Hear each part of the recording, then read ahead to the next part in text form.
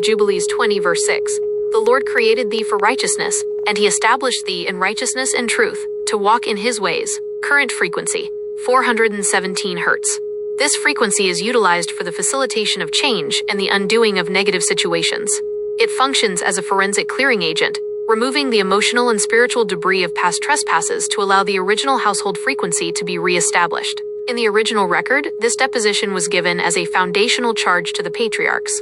To be created for righteousness means you are not a biological accident or a byproduct of the fallen watcher frequency. You were engineered with a specific jurisdictional purpose. To be established in righteousness and truth signifies a legal rooting, a deed of ownership that cannot be set aside by the active shadow.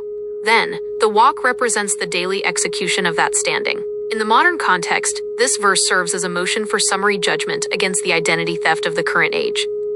While the world attempts to reanimate the Gilgamesh frequency of self-sovereignty and genetic rebellion, Jubilees 20 verse 6 reminds the steward that their core identity is a, quote, finished work. It confirms that your standing is not something you must earn, but something you were established in before the modern systems of control were even constructed. To apply this to daily life, you must treat your righteousness as a legal fact rather than a feeling. When the frequency of 417 Hz begins to break up the Babelware in your environment, you apply this verse by consciously realigning your household's movements with the ways of the Most High. This means auditing your daily decisions to ensure they are consistent with the truth of the 88-book record.